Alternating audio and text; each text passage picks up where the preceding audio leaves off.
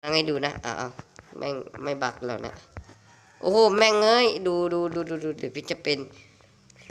เดอะแฟกให้ดูนะโอ้โหเดอะแฟตแม่งโคตรเท่อะค่ะน้องๆก็ต้องกราบสวัสดีทุกคนนะครับผมที่เข้ามาชมและที่เข้ามาชมนะครับผมวันนี้ซึ่งเราก็จะมาไม่ได้ทำอะไรครับผมวันนี้ซึ่งเราก็จะมาพาทุกคนมาดูกับเกมฟรีไฟทุกคนเคยเจอประหารหรือเลื่อนแบบนี้ใช่ไหมครับผมอยู่ดีๆก็ติดปั๊บหรือไม่ก็มันจะเป็นอะไรไม่รู้นะครับผมมันครั้งมันก็จะทำไปแล้วโดยที่เราไม่เล่นหรือว่าเราไม่ไปหรือว่าวิ่งเร็วหรือว่าหายตัวไปโน่นนี่นั่นนะครับผมก็เจอในเกมฟรีไฟนี้แล้วนะครับผม GM มันยิ่งอัปเดตเท่าไหร่มันก็ยิ่งทางไว้เกมนี้ชั่วนะครับผมให้กูไปดูก่อนแน่ครับผมก็ไปดูครับผมอย่าลืมกดไลค์กดแชร์กด Subscribe เพื่อให้ผมทำคลิปต่อไปนะครับผมช่วงนี้ผมก็อาจจะไม่ได้ทำคลิปผมเพราะว่าผมเจ็บคอต้องขอโทษด้วยนะครับผมเดี๋ยวผมจะไม่พูดอะไรเลยอย่าลืมกดกระดิ่งด้วยนะครับอยากกดได้แล้วนะครับผมขอแล้วนะคะคุณขอดูใบอนุญาตดิขอดูใบอนุญาตหน่อยอีเวนนี่โอ้โหดูเอาเฮ้ยคือกูแบบว่าเป็นเดอะแฟตด้วยนะ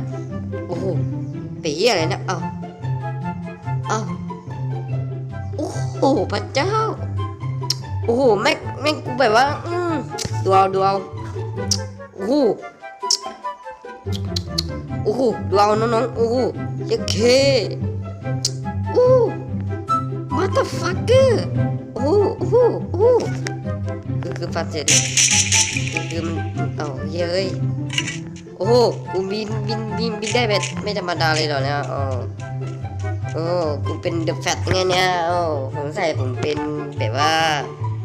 แฮร์รี่พอตเตอร์ไม่ใช่ครับผมน่าจะเป็นแฮร์รี่พอตเตอร์มั้งกูเก่งขนาดเนี้ยมึงดูนะกูกระดกไปดูมันเสร็จยังไงวะเนี่ยโอ้โหดูเอาน้องๆดูเอาเดี๋ยวพี่จะไปตัวนั้นให้ดูนะแม่งไม่บักแล้วนะ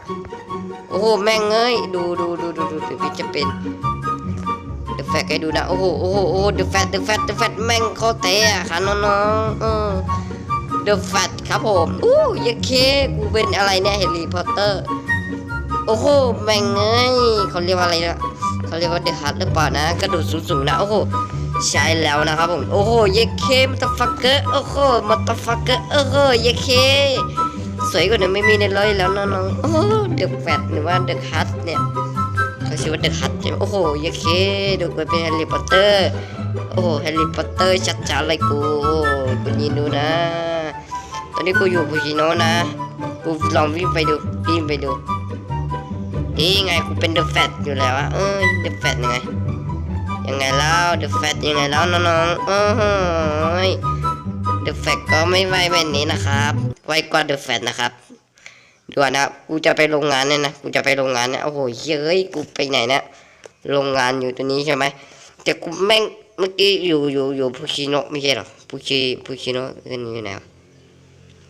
พูชิโนะดูกูหาก่อนนะพูชิโนะแม่งนี่ไงพูชิโนะกูจะไปพูชิแต่ว่าโรงงานกูไปไกลกว่าไม่เอาหมดนี่ครับผมโอ้โหผมเสร็จไปไหนมาไหนได้ครับน้องๆขึ้นยังไงGN